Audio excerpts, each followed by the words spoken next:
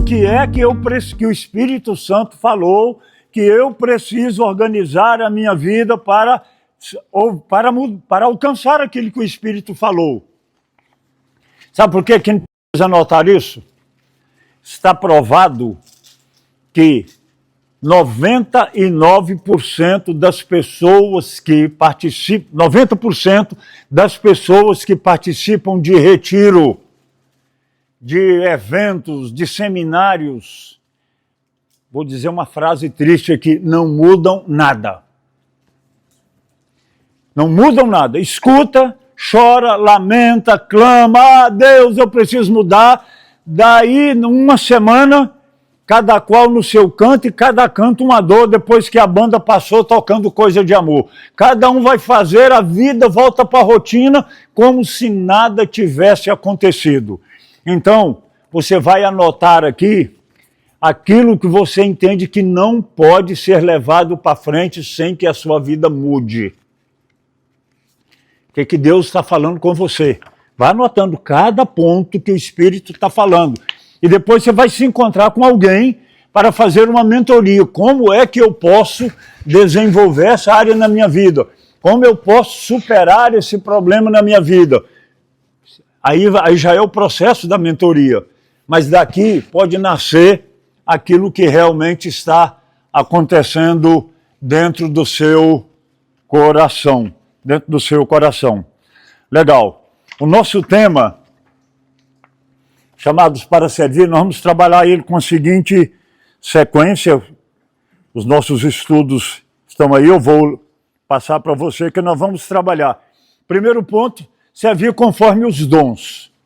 Cada um precisa servir na igreja de acordo com o dom. O segundo ponto vai ser servir com excelência, porque não basta eu ter um dom. Eu preciso fazer isso com excelência, o melhor possível. Depois nós vamos estudar que a gente pode servir o dom, mas também uma boa forma de a gente servir é estar em equipe. Em equipe. A maioria de nós pensa que tem uma equipe. A maioria de nós pensa que tem uma equipe. Normalmente a gente, às vezes, tem um grupo de trabalho e que opera, às vezes, da forma mais desestruturada possível. Existe uma forma de servir em equipe e algumas exigências que tem para que a gente possa realmente fazer esse trabalho em equipe. Depois, nós vamos pensar sobre mudanças que permanecem. Mudanças que permanecem. Normalmente, a gente faz um projeto de mudança e ele não dura uma semana. Uma semana. Na semana seguinte, a vida voltou para uma rotina. E depois nós vamos estudar sobre o líder que brilha, isso é, o cuidado com a gente mesmo. Então tá, vamos começar com o nosso primeiro ponto da apostila, vamos começar com o texto bíblico que aí está, que é o texto de primeira carta de Pedro, capítulo 2, versículo 9, que todos já conhecem. Vós, porém, sois geração eleita, sacerdócio real, nação santa, povo de propriedade exclusiva de Deus, a fim de proclamar as virtudes daquele que vos chamou para a sua maravilhosa luz. E o capítulo 4 de 1 de Pedro, versículos 10, diz, servi uns aos outros, o que está escrito aí? Servi uns aos outros, cada um conforme o dom que recebeu. Conforme o dom. Sirva conforme o dom. Essa é a nossa primeira fala. Eu devo servir na igreja, mas eu devo buscar entender qual é o meu chamado. Qual é a minha forma, qual é o lugar que eu vou fazer. Porque às vezes a gente faz um monte de coisas. Mas realmente eu estou no meu lugar? Eu estou fazendo aquilo que eu sou melhor? Então nós queremos trabalhar sobre isso aqui, conforme for dispenseiros da multiforme graça de Deus. Deus depositou dons em nós e nós temos a chave da despensa.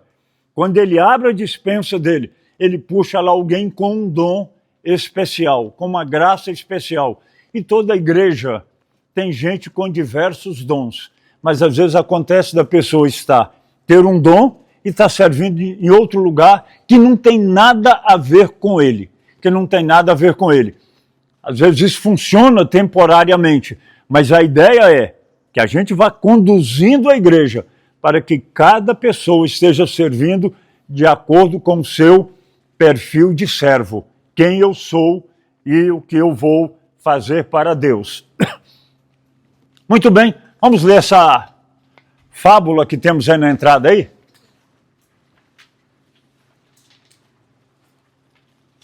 Alguém aí com uma voz boa para contar a fábula para nós aí?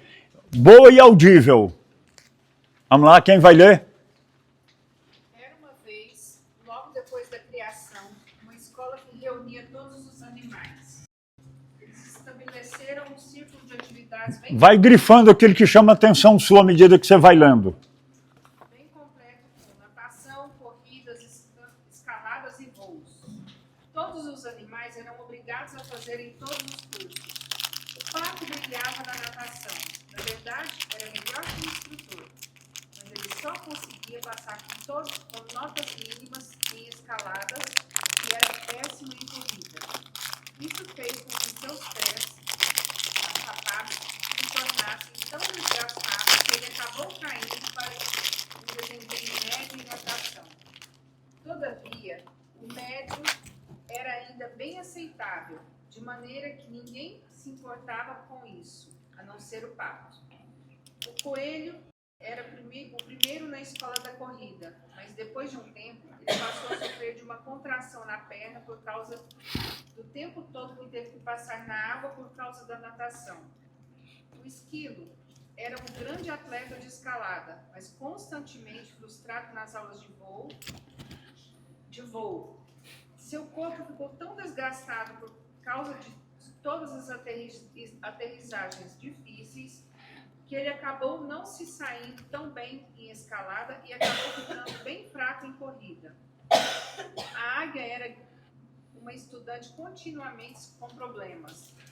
Ela era severamente disciplinada por ser inconformada. Na aula de escalada, ela sempre ganhava de todo mundo para chegar ao topo da árvore, mas insistia em usar sua própria forma de chegar até lá. Cada um dos animais tinha um desígnio singular. Quando faziam aquilo para o que havia sido designado a fazer, eles brilhavam, mas quando tentavam operar fora da sua área de especialidade, não eram tão eficientes. Os patos podem correr? Claro que podem. Mas é isso que fazem de melhor? Não. Devido ao tempo que cada um de nós tem, não seria melhor se servíssemos onde somos mais equipados? Os patos podem correr e correm no duro, mas são vagarosos e ficam cansados rapidamente. As pessoas na igreja podem ser assim, como um pato fora d'água que está servindo fora da sua paixão ministerial, dons e estilo pessoal. Nós podemos fazê-lo, mas não será o que podemos fazer de melhor. É por isso que conhecer o nosso perfil de servo é importante para nos capacitar a fazer com entusiasmo e eficiência aquilo que é o nosso melhor. Porcentagem... Legal, obrigado. O que ele chamou a atenção aí? O que você grifou aí? Os patos podem correr, mas não é a melhor coisa que eles fazem. Não é o melhor que ele faz. Tá? Mas o quê? Cada um dos animais tinha um desígnio singular. Cada um Dos animais tinha um desígnio singular. tinha um desígnio especial. Cada animal nasceu com uma identidade específica para fazer alguma coisa. Mas o que alguém anotou? Insistia em usar a sua própria forma de chegar até lá. Ele usa a águia, em vez de escalar, voava, ia lá para cima, como querendo dizer, o resto é que se vire. Eu dou meu jeito e eu chego lá. Não é isso? Parece até um momento que a gente está reunindo. Não, eu faço do meu jeito e a gente resolve. E você não se importa com os outros. Eu dei conta do meu lado, mas o quê? Seu corpo ficou tão desgastado. Isso, o esquilo tentando aprender a voar. Cada tentativa que ele fazia, ele se arrebentava. Chegou um ponto que ele não conseguia nem pular e nem voar nem nada, porque ele estava todo arrebentado. E uma frase que eu peguei aqui do Pato é: ele podia fazer isso, lá no segundo parágrafo, todavia o médio era bem aceitável. A gente aprende a aceitar o médio.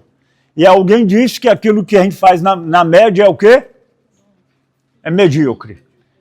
E a gente não gosta muito dessa frase. Mas a gente acostuma fazer com a média. Porque a gente... E não é porque a gente é ruim, não. Pode ser que a gente esteja fora da área. Fora da área. Eu, por exemplo, tentei ser músico. Para a felicidade geral da nação e do mundo, não deu certo. Glória a Deus.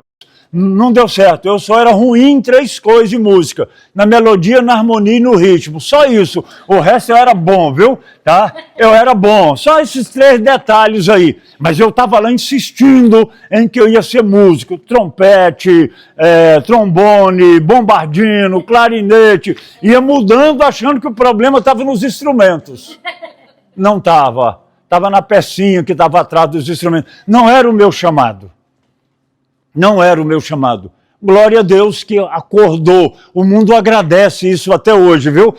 O mundo agradece isso até hoje. Mas o que você anotou aí que poderia chamar a atenção? Ela era severamente disciplinada por ser inconformada. Ela era severamente disciplinada, era inconformada, porque como é que eu consigo voar, eu consigo fazer isso com excelência, e os outros ficam arrastando aí embaixo? Por que eles não fazem igual a mim? E aí eu que anotei aqui embaixo: não seria melhor se servíssemos aonde somos mais bem equipados? Não seria melhor se na igreja do Senhor a gente servisse aonde a gente é melhor? A gente é melhor? Então, cada um, esse é o objetivo dessa fábula, é nos despertar para isso. Quais são as pessoas? Tem um problema errado em ser pato? Ser águia? Ser esquilo? Não, qual é o problema? É querer fazer o esquilo voar. Esse é que é o problema. E às vezes na igreja a gente está fazendo esquilo voar. Tá fazendo o esquilo voar. Ou está fazendo pato correr, quando ele podia nadar com uma perfeição extraordinária. Mas a gente empurra, o camarada tem que ir. Tem que ir. Às vezes é necessário, pela carência, durante algum tempo, etc. Tem um monte de argumentos. Mas, gente, à medida que vai chegando, vai colocando as pessoas e a coisa vai fluir. Vamos lá, primeira pergunta aí. Leia para nós. Os membros em sua igreja está ativamente comprometida com algum ministério no corpo de Cristo? Uau, anota aí. Qual, na igreja onde você serve, qual é o percentual de membros entre a membresia, qual é o percentual de pessoas que estão, de fato, comprometidos com algum ministério no corpo de Cristo?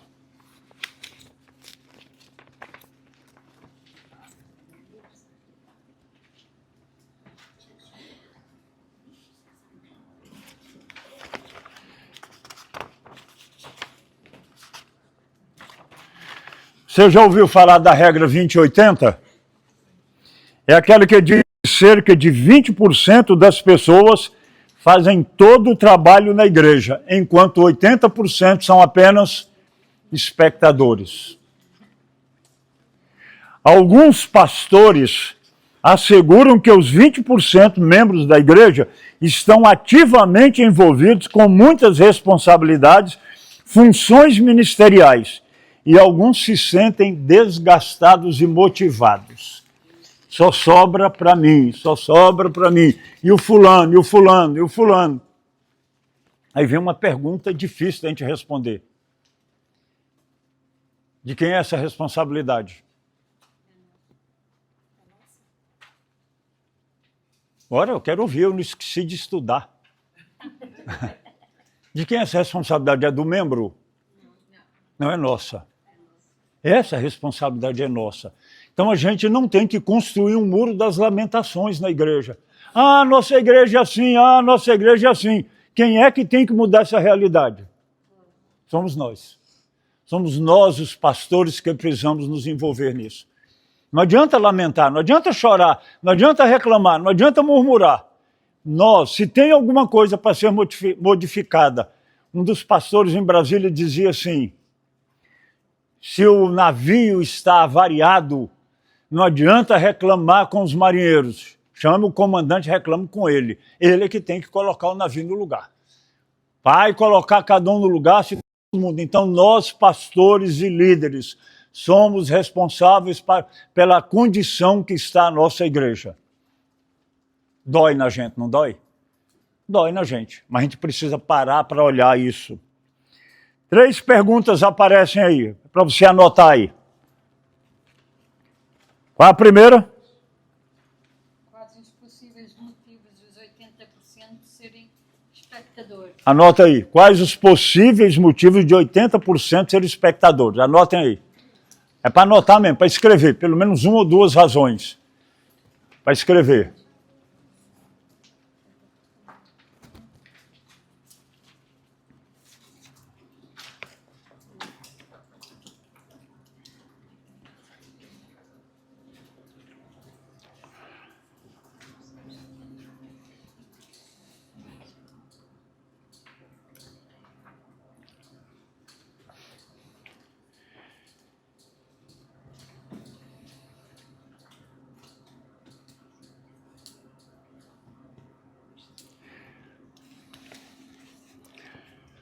Segunda pergunta.